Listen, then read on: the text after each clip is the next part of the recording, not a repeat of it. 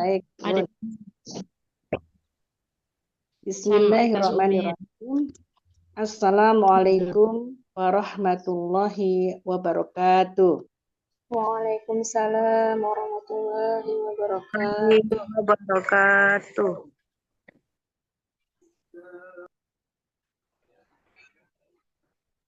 Innal hamdalillah wa syukurillah la haula wala quwata illa billah. Asyhadu an la ilaha illallah wahdahu la syarikalah wa asyhadu anna Muhammadan abduhu wa rasulullah nabiyya ba'da. Rabbis rohli sadri wa yassirli amri wahlul uqdatan min lisani yafqahu qawli. Raditu billahi robba warzuqna fahma waj'alna minal muslimin amin.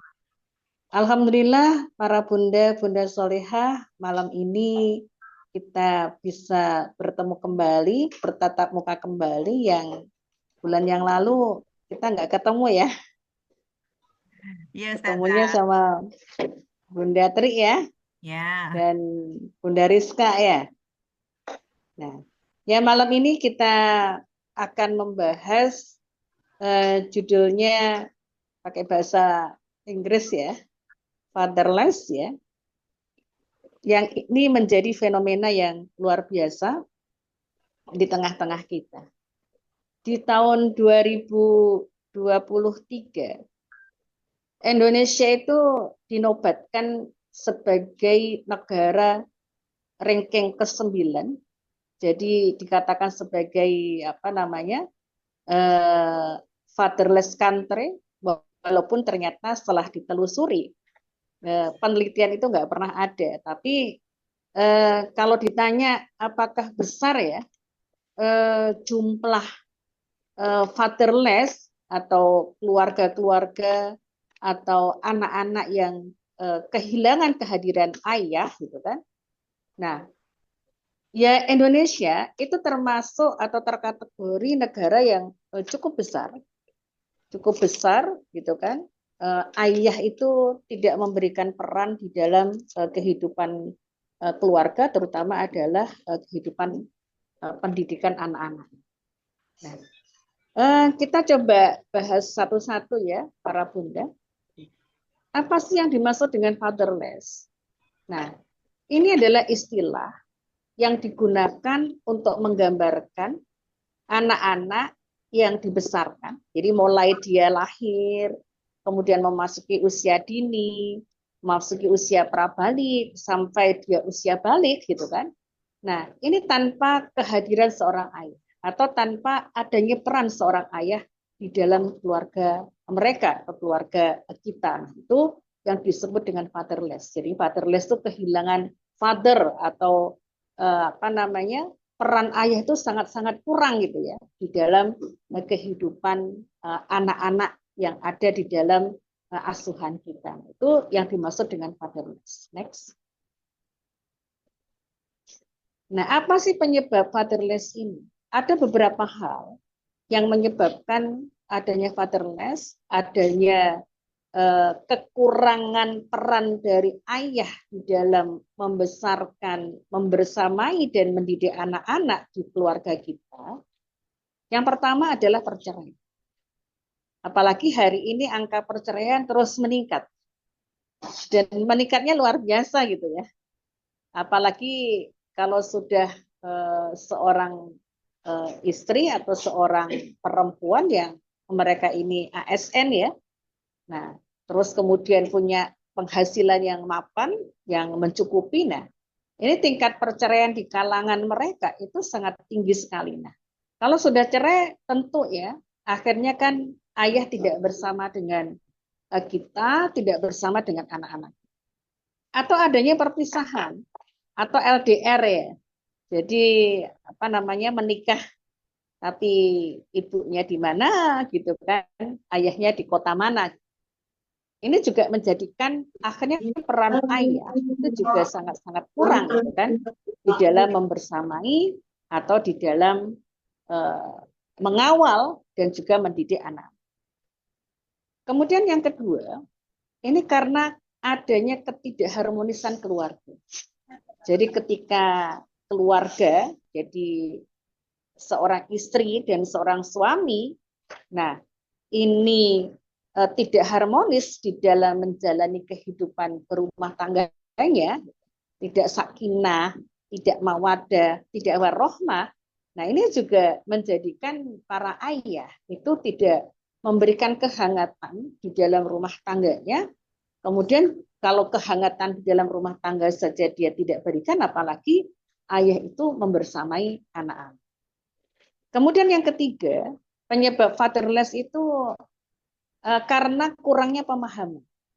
Jadi kurang pengetahuan, kurang pemahaman ya di dalam diri seorang ayah atau di dalam sebuah rumah tangga, bahwasanya ayah itu adalah kepala rumah tangga, ayah itulah yang punya peran utama karena ayah itu adalah kepala kalau kita bicara rumah tangga gitu kan, maka ibu itu adalah sebagai guru, sebagai pemeran langsung mendidik anak-anaknya, ayah ini kepala sekolahnya, kan begitu ya. Nah, jadi karena kurang pahamnya para ayah terkait dengan pendidikan ini, nah akhirnya ayah itu menyerahkan anaknya itu bulat-bulat kepada para ibu gitu kan. Sudahlah, masalah pendidikan, masalah pengasuhan, masalah membersamai itu adalah urusan bunda. Nah, sementara urusan ayah adalah mencari nafkah. Jadi bagi peran yang seperti itu akhirnya. Nah, jadi kurangnya pemahaman yang seperti ini bahwa seorang ayah itu punya peran yang sangat strategis di dalam membersamai anak-anak di dalam rumah tangganya, akhirnya ayah tidak mengambil peran ya secara optimal atau bahkan hanya sekedar memberikan nafkah kepada keluarga. Kemudian yang keempat, itu karena kesibukan para ayah. Jadi dengan alasan ayah itu banyak pekerjaan, ayah itu banyak agenda, ayah itu banyak proyek-proyek yang harus dikerjakan, maka akhirnya ayah itu tidak pernah ada di rumah. Kalaupun ada di rumah, ya hanya pulang, mandi, tidur, kalau enggak main HP. Ini yang sering terjadi di dalam kehidupan kita gitu kan. Nah, inilah beberapa penyebab adanya fatherless ya, adanya kehilangan peran ayah di dalam rumah tangga, di dalam membesarkan dan mendidik anak-anak kita. Next. Nah, sebelum kita membahas betapa pentingnya peran ayah di dalam pandangan Islam, kita bahas dulu anak dalam pandangan Islam. Dan peran ayah itu seperti apa gitu kan, pentingnya itu bagaimana, ini yang akan kita bahas. Next Bun. Rasul Shallallahu Alaihi Wasallam bersabda, jadi maulud anak-anak itu yuladu dilahirkan ala fitrati. Nah, anak-anak itu dilahirkan itu atas fitrahnya atau membawa fitrahnya. Nah, kemudian dikatakan di sini fa abawahu yuhawidanihi, maka kedua orang tuanya lah yang menjadikan dia Yahudi, wa yunassiranihi, yang menjadikan dia Nasrani, wa yumajjisanihi, dan yang menjadikan dia adalah Majusi. Ini hadis yang diriwayatkan oleh Bukhari. Para bunda, di dalam hadis ini ketika Rasul itu memberikan pesan kepada kita bahwa yang bisa memalingkan anak dari fitrahnya, yaitu fitrah nanti akan kita bahas, fitrah anak itu adalah iman, fitrah anak itu dia menghadap kepada agama yang lurus yaitu Islam, maka yang menjadikan anak itu menyimpang dari fitrah, dari keimanannya, dari kesolehannya, maka di dalam hadis ini dikatakan fa'abawahu. Jadi ini dari kata, akar katanya itu adalah aba. Aba itu bapak. Ya. Meskipun yang di sini itu dikatakan bahwasanya kedua orang tuanya yang dimaksud, tapi di dalam menjaga fitrah, maka di sini Rasul itu menggunakan kata abawahu. Nah, abawahu, maka di sini itu sebenarnya memiliki makna bahwa yang paling bertanggung jawab untuk menjaga anak supaya tetap dalam fitrah, menjaga anak supaya anak tidak tergelincir dari fitrah, tidak menjadi anak-anak kita Yahudi, Nasrani, Majusi, atau moderasi, dan yang lain-lain hari ini. Itu adalah. Jadi kalau ayah tidak memainkan perannya di sini, bunda berjibaku sendiri ya, untuk memerankan diri menjaga fitrah, maka sangat-sangat besar ya, bahwa anak kita itu akan tergelincir. Dari mana? Dari fitrahnya. Akhirnya anak-anak kita itu bisa menjadi Yahudi, bisa menjadi Nasrani, bisa menjadi Majusi, atau menjadi apa saja yang itu bertentangan dengan fitrah, bertentangan dengan keimanan. Next. Ya, ini fitrah anak kita. Sebagaimana di dalam surat Ar-Rum ayat 30. Fa'akim wajhika lidini hanif. Maka hadapkanlah wajahmu dengan lurus kepada agama Allah. Fatratullah allati fatara an-nasa alaih.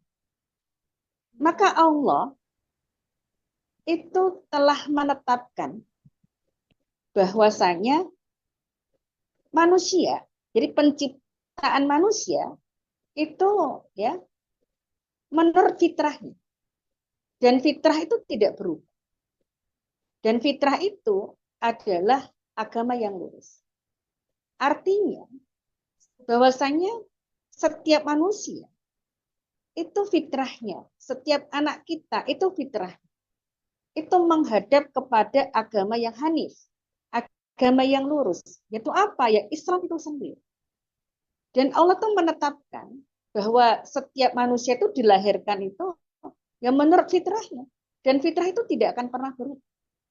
Maka yang bisa menjadikan berubah fitrahnya tadi, itu adalah abawahu. Itu adalah kedua orang tuanya. Dan kedua orang tuanya itu, di situ itu dinyatakan dengan pakai kata abawa, yang itu kembali kepada bapak. Jadi yang menjadikan anak itu terpaling dari fitrahnya, yang menjadikan anak jadi tidak solih, yang menjadikan anak tidak taat kepada Allah, menjadikan anak itu tergelincir dari agamanya, itu adalah ayah. Next. Hadis riwayat Bukhari ya, bahwasanya ya, setiap manusia kullukum ra'i. Setiap dari kalian itu adalah pemimpin. Jadi setiap kalian itu adalah pemimpin dan setiap dari kalian itu akan dimintai pertanggungjawab. Maka di sini dikatakan warrojulu itu ra'in. Bagi siapa? Bagi ahli. Seorang laki-laki itu dia adalah pemimpin bagi siapa? Bagi keluarga. Wa mas'ulun, dan dia akan diminta pertanggungjawab. Dan seorang wanita itu juga dia pemimpin bagi siapa? Bagi rumah tangga, rumah suami. Dan dia juga akan dimintai pertanggungjawaban atas kepemimpinan. Jadi para bapak-bapak ini itu yang akan pertama kali dimintai pertanggungjawaban di hadapan Allah Subhanahu wa taala akan keluarga, istrinya, anak-anak. Jadi kalau dia berlepas diri, tidak memainkan perannya di keluarganya, mendidik istri dan anak-anak, maka bagaimana dia akan mempertanggungjawabkan atas kepemimpinan dia di dalam rumah tangga? Mempertanggungjawabkan akan fitrah anak. Yang anak itu dilahirkan dalam kondisi fitrah dan fitrahnya itu dia menerima agama yang lurus. Dia menerima agama Islam. Itu fitrahnya. Next. Di dalam surat At-Tahrim ayat 6 dikatakan ya ayyuhalladzina amanu anfusakum wa ahlikum nar.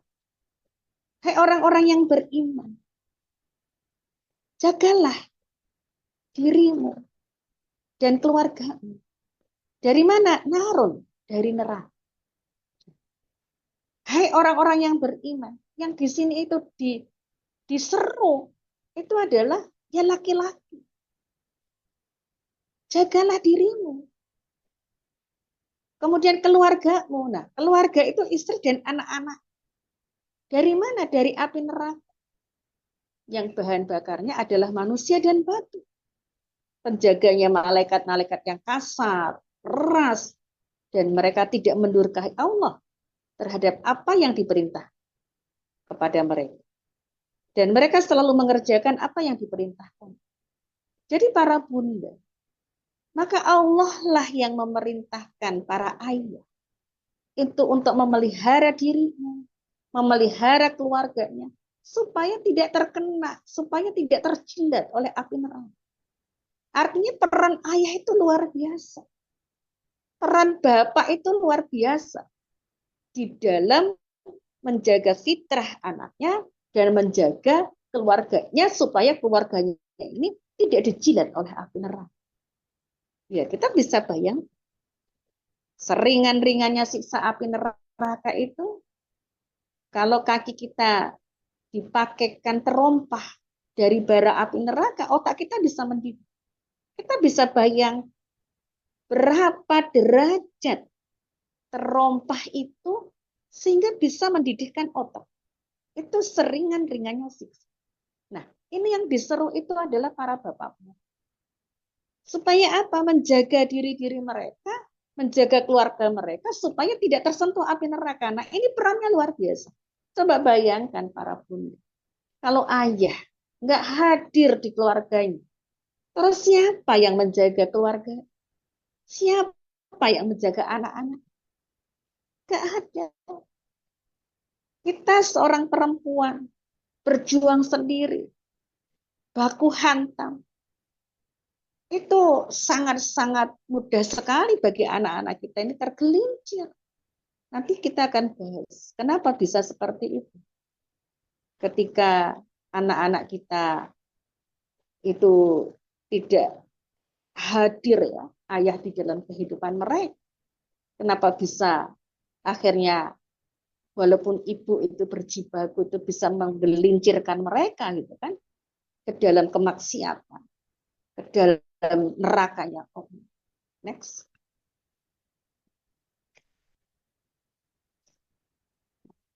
Ini tokoh ayah di dalam Al-Quran. Ada Nabi Ibrahim di dalam surat Shaf ayat 100 sampai 100. Ada Syekh Madiyah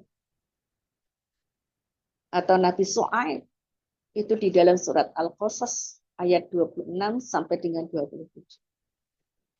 Kemudian ada Nabi Yakub di dalam surat Yusuf. Nah, nanti akan dipisahkan di dalam surat Yusuf bagaimana Nabi Yakub itu menjadi hudan bagi Yusuf. Kemudian ada Nabi Nuh di dalam surat Hud ayat 42 sampai dengan 43. Kemudian ada Luqman di dalam surat Luqman sendiri ayat 13 sampai dengan 19. Kalau kita lihat di dalam Al-Quran, tokoh yang memainkan peran di dalam membentuk anak-anak punya keimanan yang tak tergoyahkan, itu adalah para bapak-bapak. Bagaimana Ibrahim itu mampu menjadikan Ismail itu adalah seorang anak yang soleh, yang dia itu berani mati untuk keimanannya. Nah, itu luar biasa. Kemudian Luqman, bagaimana nasihatnya kepada anaknya. Jadi kalau kita lihat, yang banyak memberikan nasihat, yang banyak memberikan pendidikan kepada anak-anak mereka, yaitu bapak-bapak. Jadi luar biasa peran ayah ini. Next. Nah, ini kisah Ibrahim. Nanti Bunda bisa lihat di dalam surat Sof ayat 100 sampai dengan 102. Ada beberapa catatan terkait dengan Ibrahim alaihissalam. Yang pertama, Ibrahim itu adalah seorang ayah yang penuh dengan kasih sayang kepada anak. Dia memanggil anaknya dengan panggilan ya bunaya. Nah, di dalam bahasa Arab, ini adalah panggilan yang menggambarkan kemuliaan anaknya, keimutan anaknya, kelucuan anaknya. Ini pemanggilan yang penuh dengan isyarat kasih sayang dan kemesraan. Nah, sekarang bayang para bunda. Bagaimana ayah-ayah di rumah kita ketika memanggil anaknya? Apakah dia panggil dengan panggilan-panggilan kesayangan? Wahai anakku, wahai cinta Abi, wahai sayang Abi, Panglima Abi, bidadari Abi. Apakah itu yang dilakukan oleh ayah-ayah? Atau bahkan tak terdengar panggilan di rumah-rumah kita. Nah, itu Ibrahim. Kemudian yang kedua, Ibrahim itu adalah seorang ayah yang demokratis, bukan otoriter. Demokratis di sini dalam artian Ibrahim itu terbuka. Dia itu ketika berbicara kepada anaknya, itu tidak pakai bahasa perintah, tapi bahasa itu bahasa diskusi. Ketika anaknya sudah mulai besar, dia menempatkan anaknya itu sebagaimana kawan. Nah, ketika Ibrahim diperintahkan untuk menyembelih Ismail anak,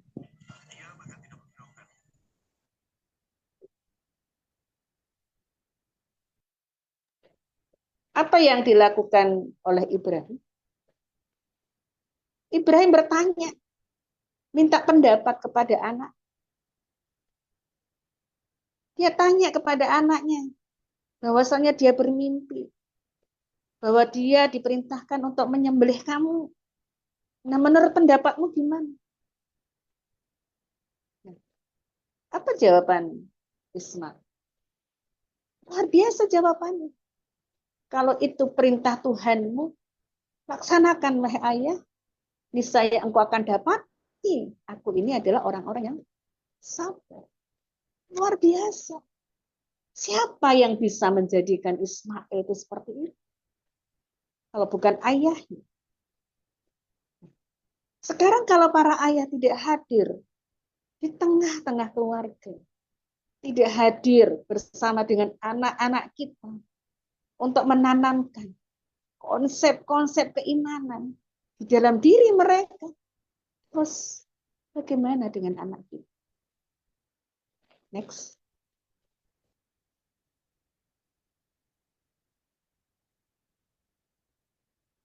Yang ketiga, Ibrahim adalah seorang ayah yang bersedia meluangkan waktu untuk berkomunikasi dengan anak. Dia tidak melaksanakan mimpinya dengan paksa hingga cepat selesai. Dia ngobrol sama anaknya. Dia sering bicara dengan anaknya. Bahkan dia sering bekerja bersama dengan anaknya. Itu Ibrahim. Dia bersedia meluangkan waktu. Nah, terus bagaimana dengan ayahnya? Di rumah-rumah itu. Kalau anaknya tidak segera melaksanakan apa yang dia mau, marahkah para ayah? Atau dia bersabar? Atau dia ajak ngobrol anaknya sehingga anaknya bisa melaksanakan dengan senang hati? Ibrahim itu sosok yang luar biasa. Kemudian yang keempat, Ibrahim adalah seorang ayah yang menikmati masa-masa bersama dengan anak. Jadi dia bersama dengan anak itu benar-benar dia nikmati sebuah kenikmatan, sebuah kebahagiaan. Anak yang dinanti puluhan tahun. Di usianya yang 80 tahun dia baru dikaruniai. Tapi dinikmati. Bersamaan bersama dengan anaknya itu benar-benar dinikmati oleh Ibrahim. Sampai anaknya beranjak ya, dewasa ya, gede. Ternyata setelah gede sudah bisa dia membantu ayahnya. Allah perintahkan untuk menyembelihnya. Kemudian yang kelima, Ibrahim adalah seorang ayah yang mengajarkan dan memberikan keteladanan kepada anak. Terutama tentang apa? Kepasrahan. Pasrah terhadap apa yang ditetapkan oleh Allah. Taat dengan ketaatan yang sempurna. Kemudian juga kesempurnaan cinta kepada Allah. Dia lebih mencintai Allah daripada apa yang Allah berikan di dalam hidupnya. Nah, ini nanti bisa para bunda lihat di dalam surat Al-Baqarah ayat 131 sampai 132 bagaimana Nabi Ibrahim itu benar-benar mengajarkan dan memberikan keteladanan kepada anak tentang kepasrahan ini, tentang ketaatan ini dan kesempurnaan cinta kepada Allah Subhanahu wa Ta'ala. Apakah para ayah di rumah-rumah kita hadir sebagaimana Ibrahim hadir di tengah-tengah keluarga? Hadir untuk anak-anak. Kalau belum, ini menjadi PR kita bersama. Next. Nah, ini kisah Yakub dan Yusuf di dalam surat Yusuf ayat 20. Jadi sungguh perempuan itu benar-benar telah berkehendak kepada Yusuf. Walaqad hammat bihi wa hum biha. Wa hamma bihi. Jadi wahama. Jadi benar-benar punya keinginan gitu perempuan. Jadi walaqad hammat bihi. Jadi perempuan itu benar-benar punya keinginan, punya nafsu yang luar biasa gitu. Bihi kepada Yusuf. Wahamma biha dan Yusuf pun sama. Punya keinginan yang luar biasa. Punya syahwat yang luar biasa kepada siapa? Kepada perempuan. Ini yang diceritakan adalah Yulaha. Ya. Dia adalah istri dari majikan Yusuf ketika Yusuf itu ditemukan oleh musafir dan dijual kepada Raja Mesir pada waktu itu.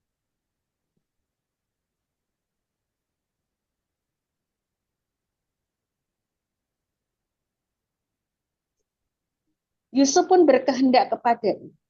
Sekiranya dia tidak melihat tanda dari Tuhan. Jadi di sini katakan laula arro'a burhan robbihi. Seandainya Yusuf itu dia tidak melihat burhan, tanda dari Tuhan. Maka Yusuf pun dia akan tergelincir. Dia akan melakukan perbuatan yang keji bersama dengan perempuan. Di dalam beberapa tafsir para bunda, ketika dikatakan ro'a burhan, Yusuf itu melihat burhan, melihat tanda. Tanda di situ itu adalah dia diperdengarkan oleh Allah Subhanahu wa Ta'ala. Itu teriakan ayah. Yusuf, kamu jangan melakukan perbuatan orang-orang yang bodoh. Kamu itu keturunan para nabi. Jadi luar biasa. Coba bayangkan. Jadi panggilan Yusuf itu menghentakkan diri Yusuf. Nah, jadi digambarkan seorang laki-laki itu kalau dia sudah sahwatnya atau birahinya itu terpancing memuncak, itu ayat-ayat Allah itu nggak ada gunanya. Banyak ya para penghafal Quran itu yang dia melakukan perbuatan zina. Bahkan beberapa waktu yang lalu dia nampak kesolehannya. Dia punya pondok, ternyata 24 anak santrinya dicabuli. Jadi kalau laki-laki itu sudah memuncak, yang namanya syahwatnya kepada perempuan, itu ayat-ayat Allah itu nggak bisa gitu kan memalingkan. Tapi di sini gitu kan, ketika Yusuf itu melihat Burhan, Burhan ini mampu memalingkan Yusuf sehingga Yusuf itu tersadar. Kemudian di dalam beberapa tafsir yang lain juga ya, banyak tafsir-tafsir terkait dengan Burhan ini, Yusuf itu dipukul dada sambil teriak Yakub, Yusuf gitu. Nah, jadi ketika dipukul dadanya dengan suara ayahnya yang tegas, berwibawa, marah gitu kan. Jadi Yusuf itu langsung teringat gitu. Teringat ayahnya. Teringat gitu bahwasanya ayahnya itu nggak suka. Dia melakukan perbuatan. Di situasi yang sangat sulit. Di sini tuh Yakub ya, sebagai ayahnya Yusuf. Itu menjadi burhan. Menjadi petunjuk. Jadi ketika Yusuf itu mau melakukan kemaksiatan yang besar gitu kan, dia dalam kondisi sulit ini yang meminta adalah majikannya cantik lagi gitu kan, itu kondisi yang terjepit ya Yusuf. Jadi ayahnya itu sebagai petunjuk supaya Yusuf itu dia tidak tergelincir kepada kemaksiatan. Hari ini coba bayangkan para bunda. Kalau Yakub itu tidak sering bersama dengan Yusuf, Yakub tidak menanamkan nilai-nilai keimanan di dalam dirinya, ketaatan di dalam dirinya. Yakub tidak berwibawa di hadapan Yusuf. Tentu suara Yakub itu tidak menggetarkan hati Yusuf. Kemudian pukulan Yakub itu di dadanya di dalam mimpi itu ya, yang dikirim oleh Allah sebagai burhan tadi itu kan, itu tidak menjadikan Yusuf ketakutan. Bahkan di dalam beberapa tafsir yang lain, burhan ini jari-jari Yusuf itu digigit sama Yakub. Jadi digigit itu sama Yakub, kesakitan Yusuf itu. Sehingga menjadikan Yusuf itu akhirnya melemah syahwatnya dan dia ingat kepada Tuhan. Sehingga dia tidak melakukan atau terpalingkan dari keburukan dan kekejian. Nah, itu yang terjadi pada diri Yusuf. Nah, sekarang bayangkan para bunda kalau para ayah itu tidak hadir di tengah-tengah keluarga kita. Tidak hadir di dalam membesarkan anak, membersamai anak. Apa yang akan terjadi? Ya anak-anak kita ini nggak ada burhan, tidak ada petunjuk, dia akan kehilangan petunjuk. Maka akan sangat mudah sekali anak-anak kita tergelincir kepada berbagai kemaksiatan di dalam kehidupan mereka. Next.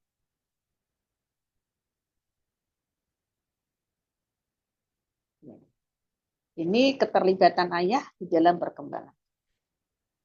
Yang pertama, membangun kebersamaan dengan anak. Jadi, ayah harus dekat dengan anak-anak. Mau anak laki-laki, mau anak perempuan. Kalau anak laki-laki kehilangan peran ayah, maka mereka kehilangan hudan. Realitas itu ditunjukkan ya oleh Allah, itu dihadirkan di hadapan si ibunya itu solih. Tapi ayahnya tidak punya peran. Akhirnya apa? Ya anaknya tergelincir kepada kemaksiatan-kemaksiatan. Padahal ibunya sayang banget, dididik dengan benar. Gitu. Tapi dia sangat mudah tergoda dengan perbuatan-perbuatan kemaksiatan. Tidak hanya dia maksiat perempuan, tapi dia juga maksiat. Ya, narkoba itu sesuatu yang biasa. Gitu. Minuman keras. Gitu.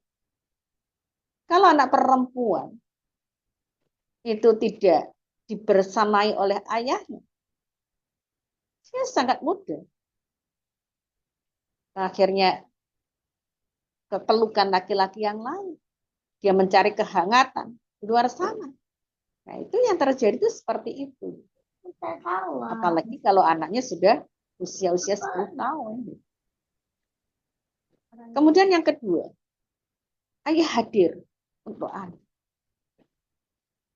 Jadi kalau pulang ke rumah itu ya dicari anak. Dipeluk anaknya. Diajak bicara. Diajak bermain kalau usianya masih usia dini. Dibacakan cerita kalau usianya masih usia dini atau usia SD. Kalau usianya sudah dewasa ya diajak ngobrol. Itu ayah. Kemudian yang ketiga, memberikan nasihat dan keteladanan kepada anak. Nah, kalau ayah tidak pernah nasihatin anak, apa yang lengket dalam diri anak kita? Apa yang menjadi hudan buat anak kita? Kalau ayah tidak pernah menasihatin anak, apalagi memberikan keteladanan. Yang keempat, bertanggung jawab terhadap anak. Ini anak dia. Nasabnya itu ke dia. Ya, dia harus bertanggung jawab kepada anak. Nah, kemudian mengetahui dan memahami perkembangan anaknya. Jadi bukan anak urusan Umi. Tapi dia juga harus mengetahui dan memahami perkembangan anaknya. Dan serta menstimulasi, artinya potensi yang dimiliki oleh anak itu ya harus digali, distimulasi, dan itu juga tanggung jawab ayah. Apalagi kalau anaknya laki-laki. Didiklah anak laki-laki menjadi laki-laki lah. Kalau ayah nggak punya peran, anaknya jadi bencong dong. Kemudian memfasilitasi tumbuh kembang anak. Jadi anak itu bertumbuh, berkembang. Nah, ini diberikan fasilitas. Mau fasilitasnya diajak jalan-jalan, mau fasilitasnya dibelikan bola, mau fasilitasnya dilatih anak kita misalkan ikut bela diri atau yang lain. Jadi difasilitasi tumbuh dan kembangnya anak-anak. Dan jangan pernah kita itu beranggapan ketika bicara fasilitas itu melulu uang. Tidak. Hari ini banyak sebenarnya fasilitas yang ada di sekitar kita yang belum kita manfaatkan secara optimal. Kemudian yang ketujuh, mendoakan anak. Jadi ya spesifik didoakan, satu anak satu doa. Satu anak beda doa. Bukan doanya doa sapu jagat. Rabbana hablana min aswajina wa dzurriyyatina qurrata a'yun waj'alna lil muttaqina imama. Tidak hanya itu. Tapi anak kita sebut satu-satu. Apa keinginan kita kepada anak kita? Satu demi satu ini kita doakan. Nah, itu anak-anak. Next. Nah, peran ayah itu nggak tergantikan. Maka ketika fatherless, maka hilanglah peran ayah yang tak tergantikan. Apa itu? Role model atau keteladan. Kemudian leadership, kepemimpinan. Anak kita itu belajar memimpin itu ya dari ayah. Nah, kalau ayah nggak ada di tengah-tengah kehidupan kita, terus siapa yang dicontoh oleh anak kita sebagai pemimpin? Kemudian responsibility atau rasa tanggung jawab. Itu melihat ayahnya mencari nafkah, diajak ayahnya misalkan untuk mencari nafkah. Oh, itu belajar.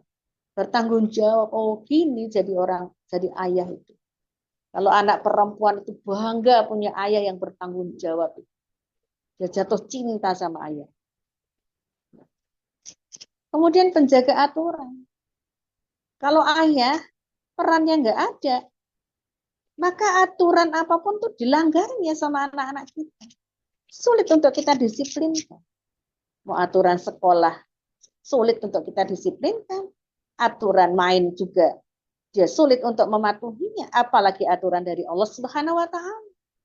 Jadi penjaga aturan itu adalah ayah. Hudan, burhan itu adalah ayah.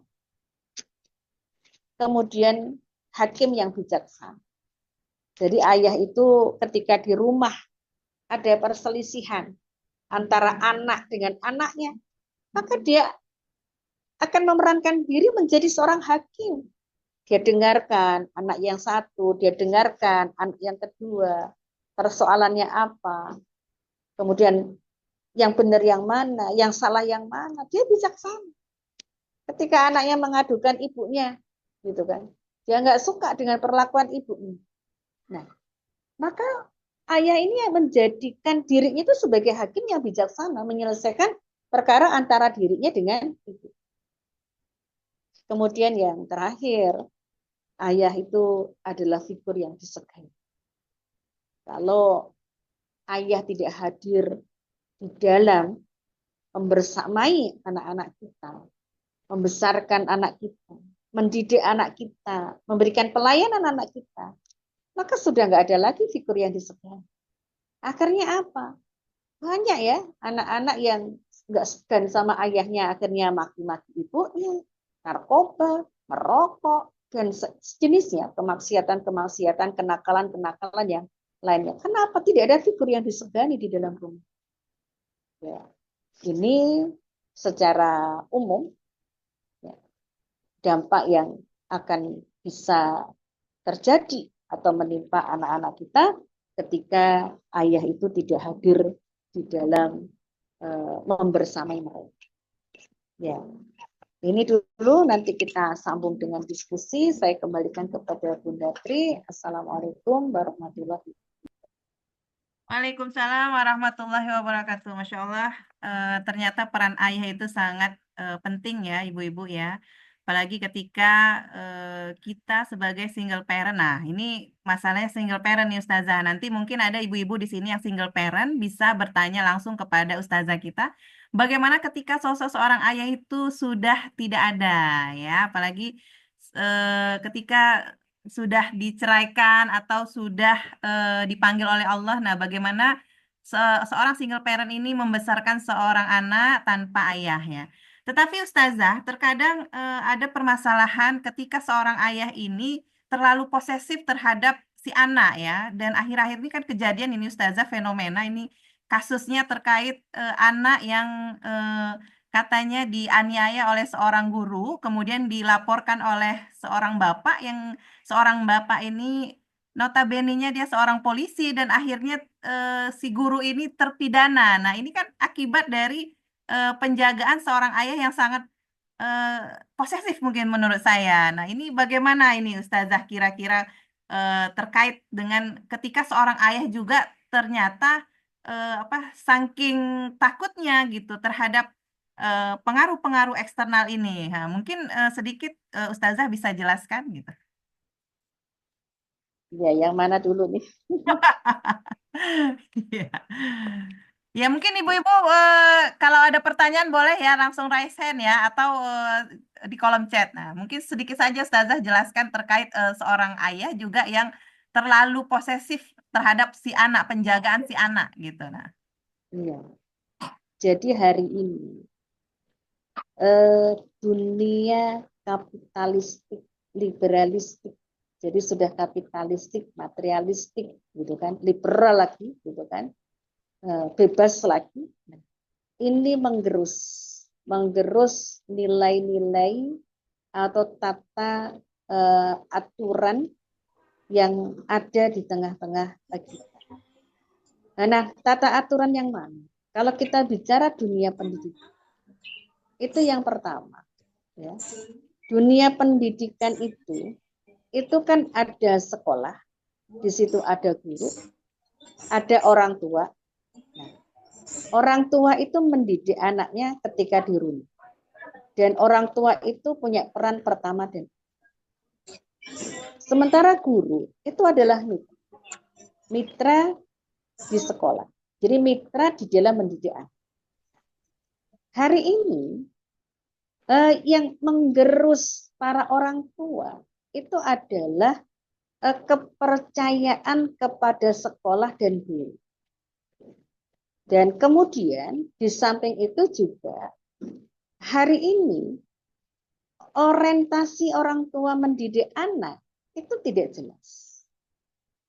Nah, inilah yang menyebabkan akhirnya orang tua itu dia merasa apa ya, mungkin bukan posesif ya, tapi lebih ke overthinking, negative thinking. Suuzon. Nah, ini yang terjadi. Ambillah satu contoh misal. Di dalam Islam, anak usia dini itu apa namanya? Diperlakukan seperti raja. Ketika diperlakukan seperti raja, maka anak usia dini itu kan dia dilayani. Nah, yang harus memberikan pelayanan full itu kan orang tua. Nah, bagaimana di sekolah? Di sekolah diajarkan, gitu kan? Anak-anak itu di usia dini, gitu kan? Itu kemandirian, tanggung jawab, walaupun masih didampingi oleh guru. Nah, begitu masuk SD, di SD itu anak itu di dalam Islam itu diperlakukan seperti di penjara. Nah, ketika anak diperlakukan seperti di penjara, maka anak-anak ini itu diajar, dibentuk agar anak-anak ini tahu untuk bisa mentaati aturan dan juga konsekuensi ketika dia melanggar aturan. Itu anak di usia SD. Dan usia SD ini adalah usia yang paling genting. Usia yang paling genting.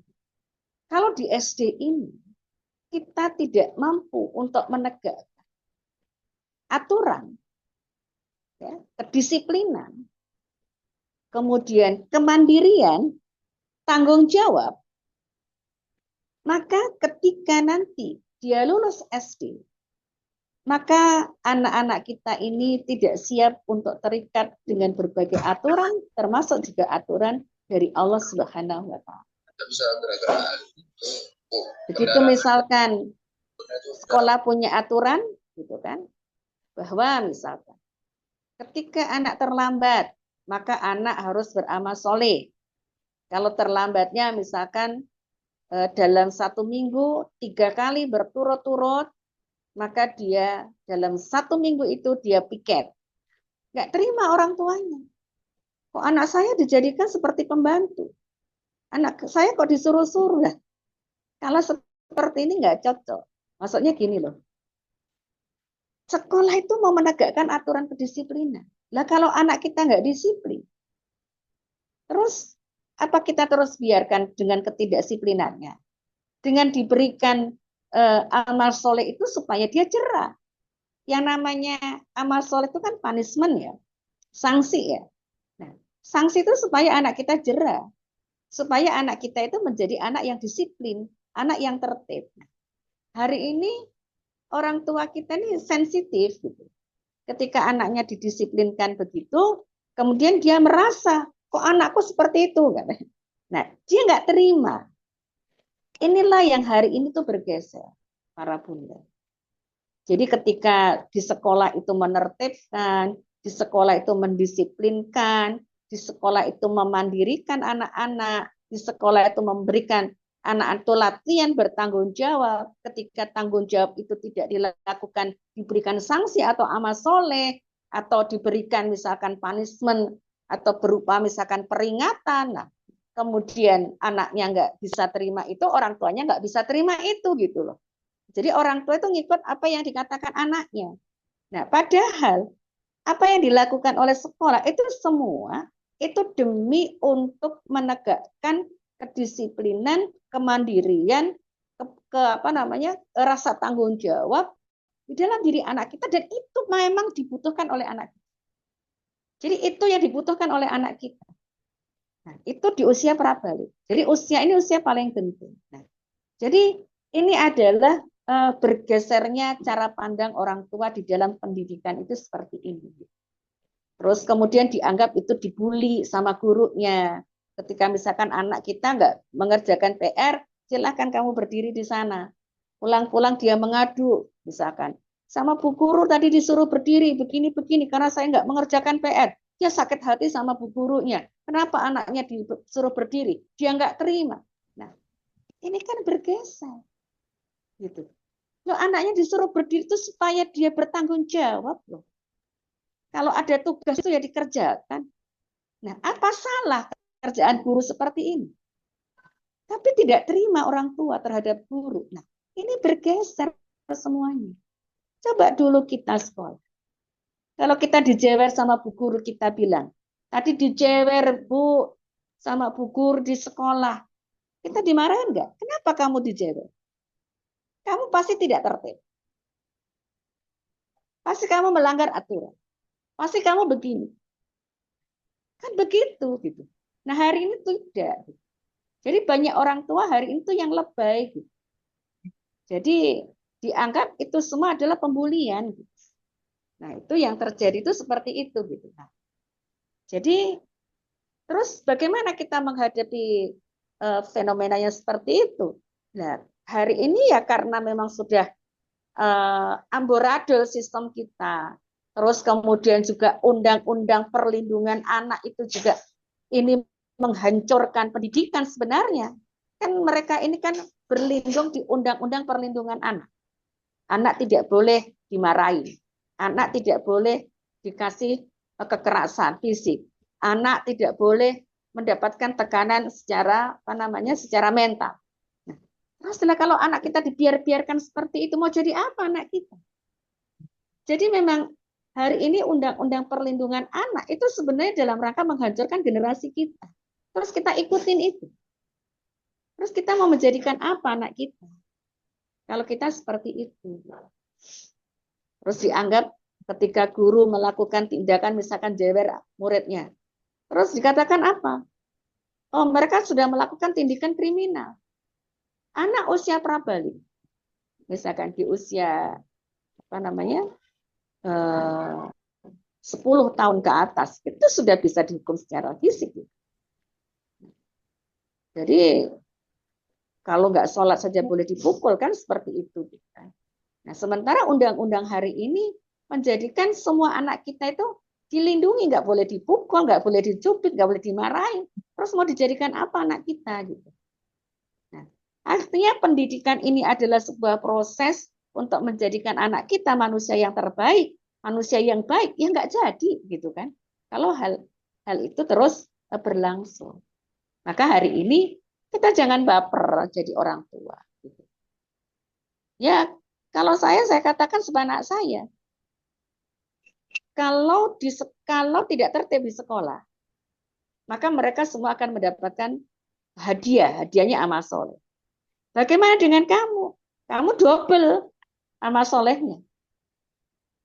Bukan kamu akhirnya terhindar dari amal soleh, tidak.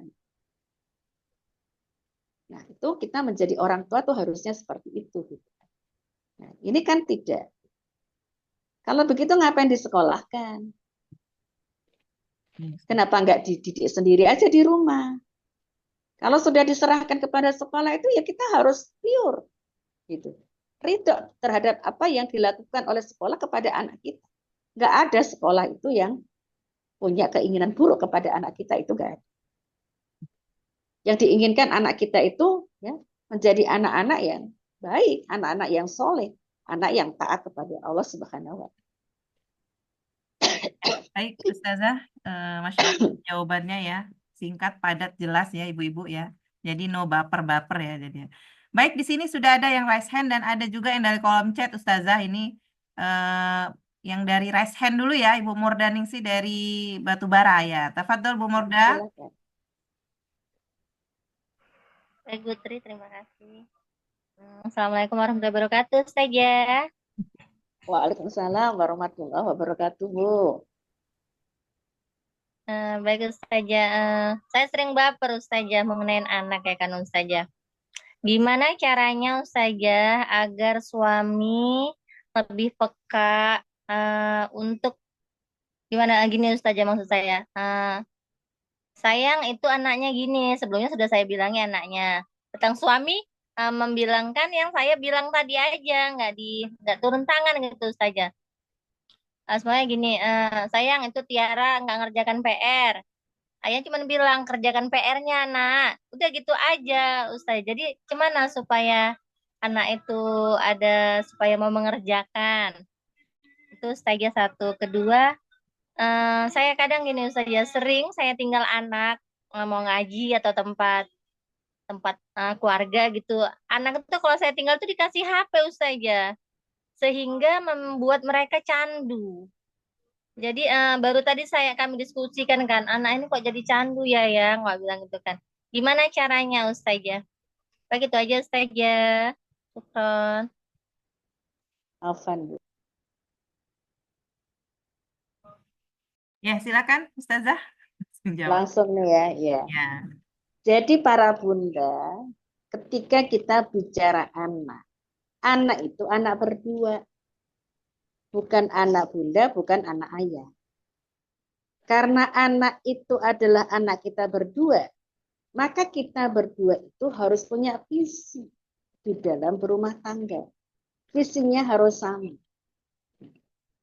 Kita visi berumah tangga kita sudah sama belum? Nah, kalau belum harus disamakan. Apa visi berumah tangga itu? Kan pernah kita bahas ya, menjadikan keluarga yang sakinah, mawadah, warohmah, keluarga bertakwa, masuk surga bersama. Itu kan visi kita. Nah, itu harus disepakati antara bunda dengan ayah. Nah, setelah itu baru di breakdown dalam bentuk misinya, langkah-langkahnya. Nah, untuk mencapai misalkan keluarga yang bertakwa ya, ayah punya peran. Apa yang ayah harus lakukan? Itu dibicarakan. Nah, dibicarakan sama ayah. Yang pertama misalkan, anak-anak itu harusnya no gadget ya. Kenapa no gadget? Nah, itu harus disepakati. Tidak bisa kita sendiri yang no gadget, ayahnya enggak. Nah, harus disepakati. Dan harus buat komitmen. Jangan sampai anak kita ini hancur gara-gara salah satu di antara kita. Anak ini adalah karunia yang luar biasa dari Allah Subhanahu wa Ta'ala. Kita diamanahi untuk menjaganya. Nah, itu harus disepakati. Kemudian yang kedua, gitu. Ketika kita bicara sama ayah ini perlu pendetilan. Jadi misalkan begini, ya ini anak kita nggak mau mengerjakan PR. Bilang di balik itu, artinya jangan di hadapan anak kita. Ya, kalau dibilang anak kita begini, ayah pegang baunya, ajak dia mengerjakan PR. Jangan hanya bicara saja. Nah, ya diomongin. Jangan dibatin. Karena apa? Kita ini manusia. Manusia itu tidak pakai kebatinan. Nggak bisa kita komunikasi pakai batin itu nggak bisa. Maka komunikasi kita ya pakai lisan. Jadi harus lisan. Itu komunikasi kita sama suami. Nah, demikian pula kita sampaikan. Kalau kita sedang mengeluhkan tingkah pola anak kita, sampaikan kepada suami. Ayah itu, kalau bunda lagi berkeluh kesah tentang kenakalan anak, itu harusnya mendamaikan. Bilanglah sabar ya bun, anak kita sedang proses. Jadi bunda itu sebenarnya tidak pengen ayah marah-marah sama anak kita. Gitu. Terus kita dianggap provokasi gitu. Kan? Iyalah, bunda memprovokasi, bilang anak begini. Ya gimana nggak terprovokasi marah? Nah, itu disampaikan, diomongin. Gitu. Nah, jadi memang para ayah itu tidak bisa kita sampaikan dengan bahasa isyarat. Jadi harus kita zohirkan apa mau kita. Itu kalau kita bicara sama ayah. Maka pola komunikasi itu harus dibangun dengan baik untuk bisa menyamakan persepsi, menyamakan tujuan, menyamakan langkah. Nanti kalau berbeda, nanti akan milih nggak enak sama bunda, banyak larangannya. Enakan sama ayah, gitu kan? Kalau sama ayah jajannya banyak, kalau sama bunda pelit katanya. Jadi harus sama. Namanya mendidik anak itu harus sama. Ayah dan bunda itu harus sejalan. Nggak bisa kalau tidak sejalan. Nanti akhirnya anak kita tidak punya panduan yang sama gitu. Dia akhirnya memilih yang gampang-gampang, yang menurut dia enak-enak, yang tidak enak dia tidak mengikutinya. Itu yang terjadi itu seperti itu. Makanya harus sama. Ya barangkali itu Bun. Ya. Mudah-mudahan bisa tertangkap. Ya, ini di kolom chat juga sudah banyak, ini sudah ngantri, Ustazah. Ya, gimana Bu Murdah? Semoga ini ya tercerahkan ya dengan jawaban Ustazah. Nah, di sini ada pertanyaan yang sama mungkin ini Ya, Ustazah, iya. Bu Dian dan Bu Rika ya. Nah, mungkin Bu Dian, Assalamualaikum Ustazah, gimana cara menasehati seorang ayah yang fatherless agar sadar bahwa penting peran seorang ayah terhadap anak-anaknya? Dan Bu Rika juga sama ini Ustazah. Cara menjelaskan kepada suami bahwasanya ayah itu sangat berperan penting dalam mendidik anak, karena suami menganggap tugas mendidik anak itu hanyalah tugas seorang ibu saja. Sedangkan tugas ayah itu adalah mencari nafkah. Nah, mungkin bisa dijelaskan nanti bisa disampaikan oleh para ibu-ibu ini ya, Ustazah. Iya. Yang pertama, ajak dia ke parenting. Karena kalau bunda sendiri yang menjelaskan, itu bisa berantem. Nah, kalau nggak berantem, kalau gitu. Lalu jawabannya begitu. Nah, makanya yang pertama itu giring para ayah itu untuk datang ke parenting. Biar tercerahkan di parenting itu. Kadang-kadang para ayah ini lebih mendengarkan orang lain daripada diri kita. Itu yang pertama. Yang kedua, hari ini ketika belum bisa hadir ke parenting, tunjukkan berbagai kasus anak yang itu fatherless. Tunjukkan. Nah, dari mana kita bisa menunjukkan? Kita bisa browsing. Anak-anak yang fatherless itu seperti apa? Itu bisa kita browsing. Nah, itu yang kedua. Yang ketiga, tunjukkan tadi yang saya sampaikan. Ayat terkait dengan Yusuf. Nanti saya kirim sama Bunda penjelasan detail ya terkait dengan kisah Yusuf itu, betapa ternyata pentingnya lah peran seorang ayah yaitu Yakub ya kepada Yusuf, sampai Yusuf itu dalam kondisi yang kejepit seperti itu dia bisa tersadarkan. Nanti saya kirim sama Bunda Tri. Nah, itu dijelaskan.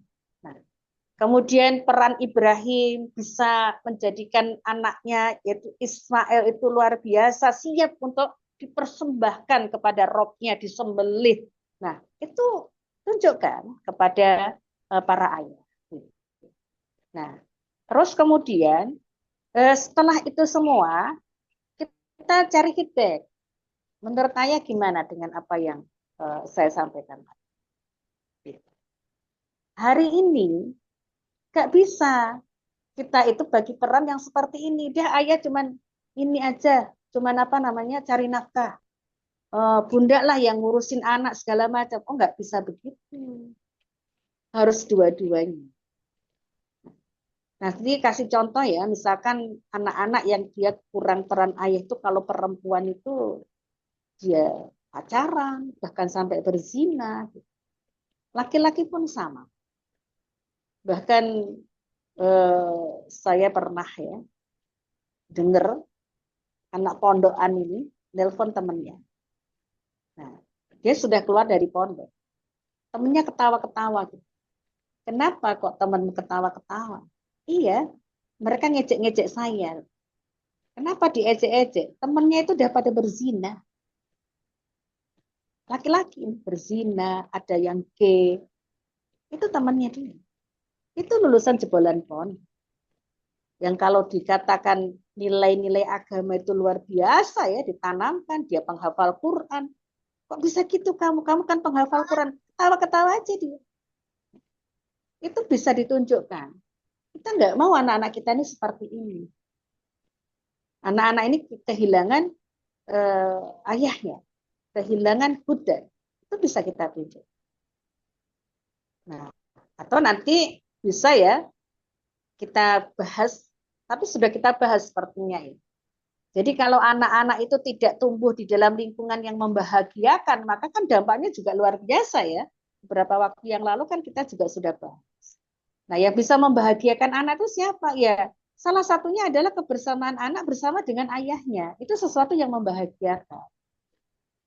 Nah, itu yang kita berikan kepada para suami. Nah, cari situasi dan kondisi yang paling memungkinkan. Artinya jangan rocos saja gitu. Entah sambil dikusuk-kusuk gitu ya, sambil dipijit-pijit gitu kan. Nah, sambil kita sediakan kopi, pakai apa namanya sama pisang goreng, sambil ngobrol di pagi hari. Nah, itu cari suasana yang pas ya ketika berbicara sama suami. Jadi kalau suasananya pas, insya Allah gitu kan, apa yang kita obrolkan itu akan bisa diterima dengan baik. Tapi kalau tidak gitu kan, tidak pas, adanya marah-marah nanti para suami itu. Itu yang kita sampaikan kepada suami ya, supaya suami itu memiliki peran ya. Dan itu nggak bisa sekali dua kali pun, karena kita sedang mengubah persepsi. Bisa jadi kedua kali atau ketiga kali pemikiran kita baru bisa diterima. Nah, tapi amal itu belum tentu langsung. Ya, dia terima. Tapi belum tentu nanti actionnya itu langsung. Karena apa? Perubahan persepsi, perubahan pemahaman, perubahan apa namanya? Perubahan pemikiran itu lebih cepat daripada amal. Nah, amal itu butuh latihan. Karena nggak latihan, itu berat. Makanya kenapa mendidik anak itu kita ajarkan untuk berlatih amal soleh setiap hari. Supaya nanti begitu dia balik, itu ringan di dalam menjalankan ketaatan. Jadi pelan-pelan, kalau di dalam amal itu memang pelan-pelan, tidak bisa drastis. Dia sudah membenarkan apa yang kita sampaikan, belum tentu amalnya sesuai dengan apa yang dia benar. Karena yang namanya amal itu butuh latihan. Amal itu butuh pembiasaan. Maka bunda yang harus sabar mendampingi.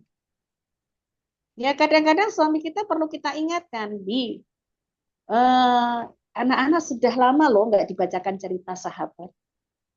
Kadang-kadang kita perlu ingatkan begitu. Nah, bukan suami kita nggak mau gitu, tapi tidak jadi habit gitu. Nah makanya perlu kita ingatkan. Misalkan, Bi, anak-anak ini butuh dibawa jalan-jalan loh. Sudah lama nggak dibawa jalan-jalan sore, keliling. Kan anak-anak itu seneng ya kalau naik sepeda motor. Anak-anak itu lebih bahagia naik sepeda motor daripada naik mobil. Kalau diajak jalan-jalan. Kenapa? Kena angin, pandangan luas gitu kan. Bisa goyang sana, goyang sini. Itu anak-anak kita. Dia lebih bahagia. Pasti kalau diajak jalan-jalan, pilihnya naik apa? Naik kereta ya, Bi. Naik kereta ya, Mi.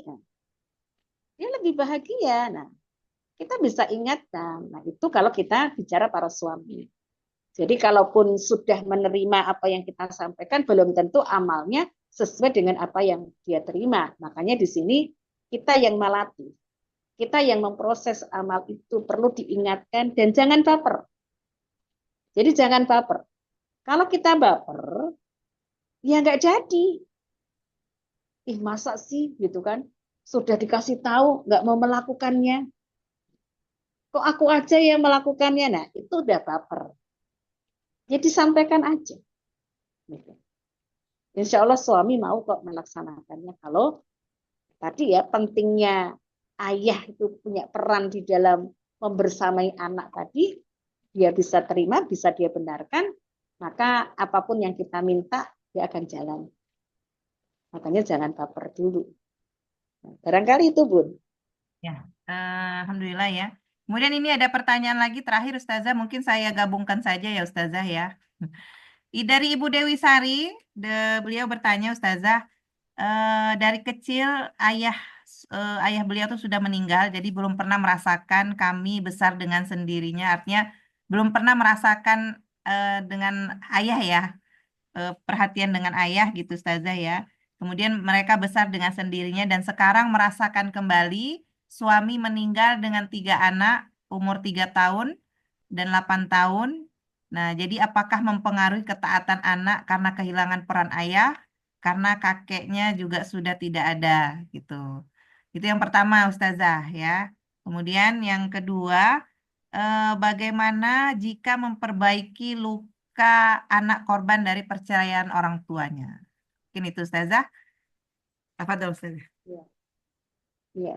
Jadi anak-anak yang dia kehilangan ayah, dalam artian dia yatim, maka anak-anak ini kembali tanggung jawabnya itu kepada adik bapaknya.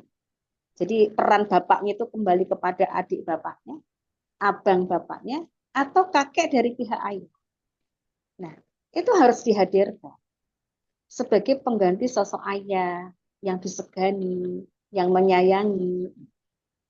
Jadi kalau misalkan adik ayahnya atau abang ayahnya atau kakek dari ayahnya nggak bisa kita harapkan, mungkin kita punya adik laki-laki yang kita mintain tolong untuk memerankan dirinya sebagai bapaknya.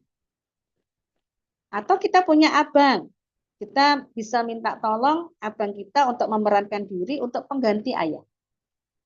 Kalau semua itu nggak bisa kita lakukan, terus bagaimana gitu?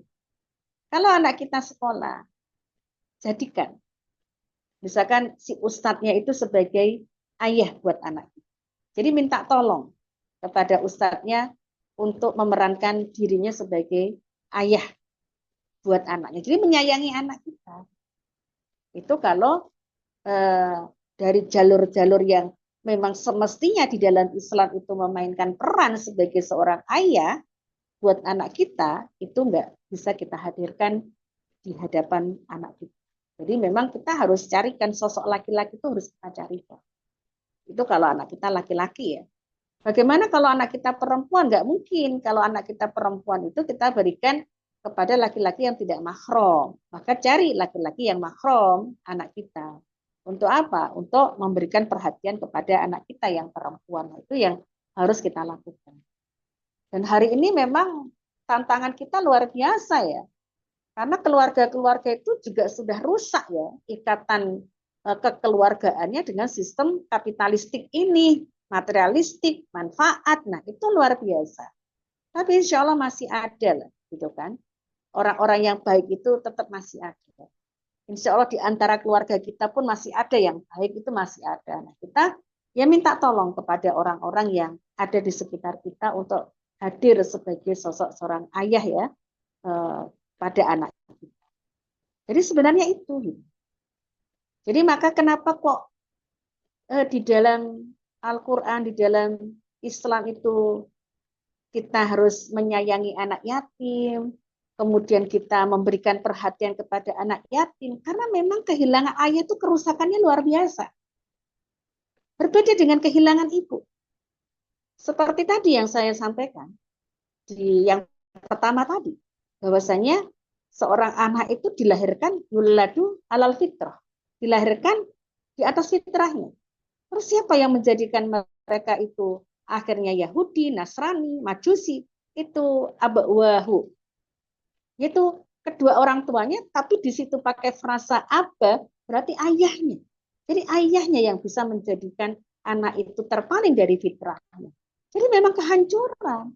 Ketika anak itu kehilangan ayah, maka harusnya kita harus sigap untuk mencarikan sosok ayah supaya dia bisa hadir ya di dalam atau di tengah-tengah diri anak-anak kita. Nah, itu yang kita lakukan. Mudah-mudahan Bunda dimudahkan oleh Allah untuk bisa menghadirkan sosok ya seorang ayah. Memang hari ini buah si malakama ya. Karena kalau seorang wanita ketika dia menikah ya, menikah lagi, maka kan pengasuhan anak itu kan kembali kepada keluarga laki-laki. Itu kalau perempuan itu menikah. Itu ya hari ini kalau kembali kepada keluarga laki-laki ya, kalau keluarga suami kita menerima, kalau enggak gitu kan. Nah, ini juga menjadi sesuatu yang apa ya, yang dilematis ya buat kita hari ini. Memang kita harus kuat gitu kan, kita harus insya Allah lah ya, kalau kita yakin ya bahwa ini adalah yang terbaik, ya ketentuan Allah yang terbaik, dan Allah pasti akan memberikan jalan keluar. Tidak ada persoalan itu yang tidak ada jalan keluarnya, itu nggak ada. Kesulitan yang tidak ada kesudahannya itu juga nggak ada. Insya Allah Allah akan memberikan. Itu yang Bunda di sana. Nah, terkait dengan anak yang yang dia terluka akibat perceraian, nah, ini bagaimana kita mengobatinya? Jadi ini anaknya usia berapa? Kalau anaknya usia berapa, Bu? Ya, Bu Lia Pohan mungkin bisa open mic.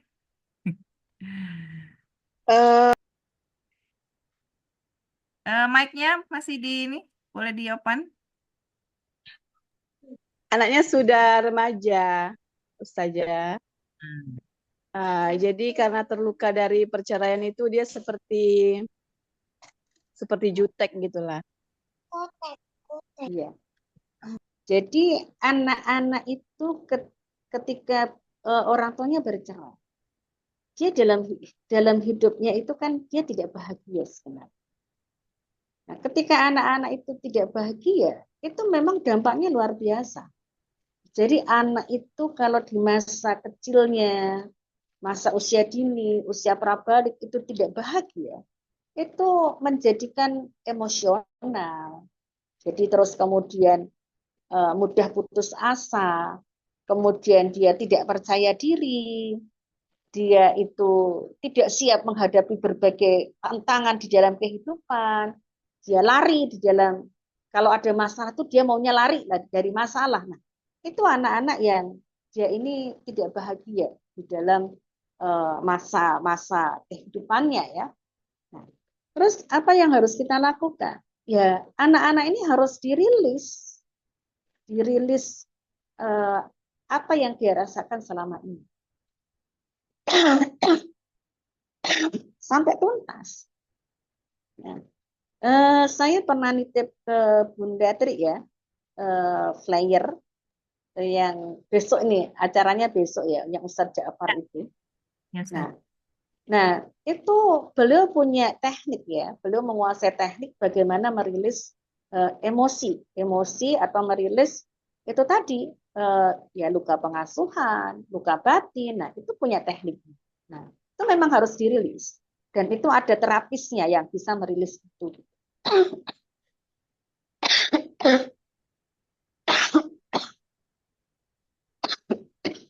Maaf, saya minum ya.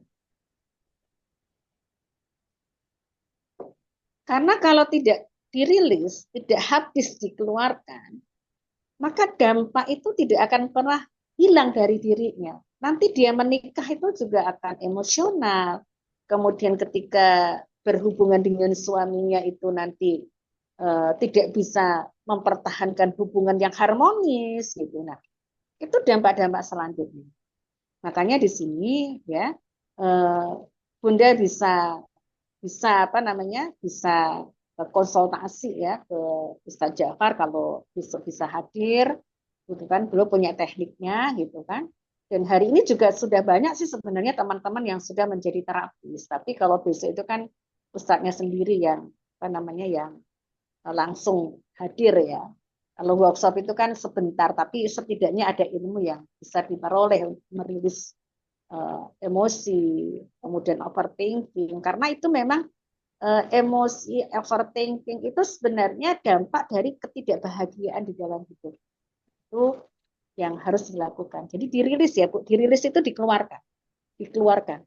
Jadi memori-memori yang buruk itu harus dikeluarkan.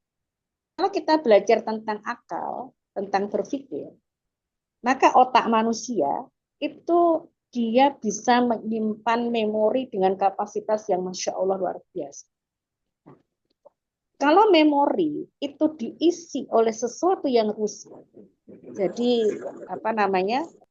realitas kehidupan yang dia jalani ketika tidak membahagiakan, ini menjadi memori yang rusak yang masuk di dalam otak anak itu. Nah, jadi kalau memori ini yang rusak ini tidak kita keluarkan, maka akhirnya cara berpikir anak kita itu bisa hang. bisa error.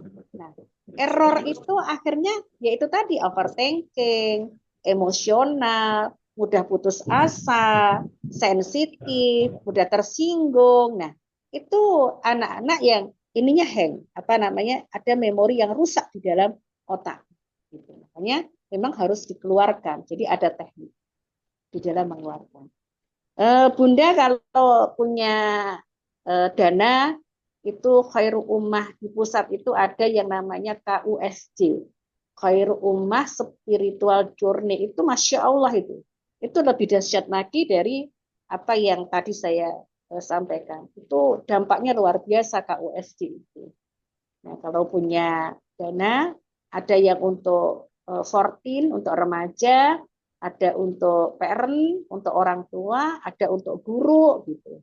Nah, itu memang dalam rangka untuk mensucikan jiwa, untuk menjadikan jiwa kita ini bersih, sehingga kita tidak overthinking, tidak negatif thinking, tidak sensi, dan seterusnya. Nah, itu kalau Bunda punya dana, bisa ikut KUSJ. Nanti kalau ada berita atau kabar, kapan kita selenggarakan, nanti saya share lewat Bunda Tri. Itu luar biasa.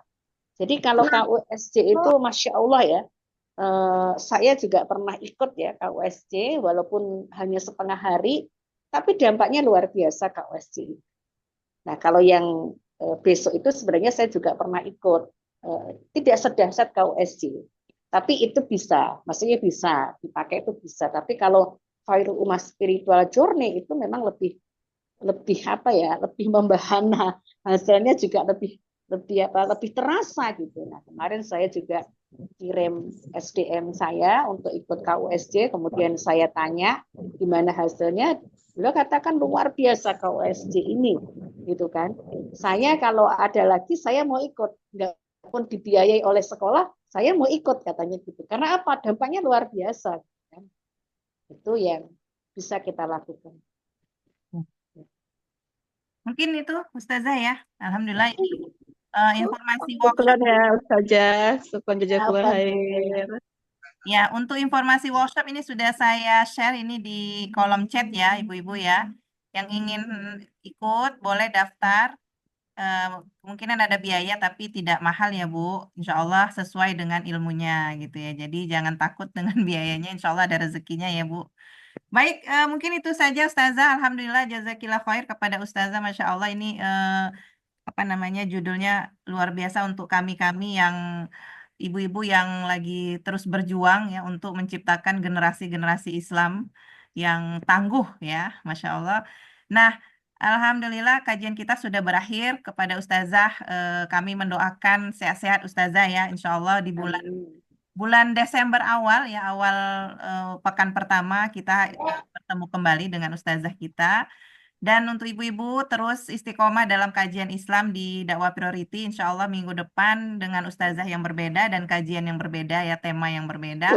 Diajak teman-temannya lagi ya Bu, ya semakin rame kajian kita ini ya. Dan baik kita akhiri kajian kita ini, mungkin saya sebagai admin ya, mohon maaf kalau ada kata-kata yang salah, yang kurang berkenan, dan saya mohon ampun kepada Allah dan kepada Ustazah. Kami doakan sekali lagi sehat-sehat ya Ustazah ya. Dan jazakillah khair atas materi yang luar biasa. Baik, kepada ibu-ibu kita akhiri kajian kita ini dengan istighfar 3 kali dan doa kafaratul majelis dan hamdalah. Astagfirullahaladzim, astagfirullahaladzim, astagfirullahaladzim, subhanakallahumma wa bihamdika, asyhadu an la ilaha illa anta, astaghfiruka wa atubu ilaik, walhamdulillahirabbil alamin. Baik, saya akhiri. Assalamualaikum warahmatullahi wabarakatuh. Waalaikumsalam warahmatullahi wabarakatuh. Waalaikumsalam.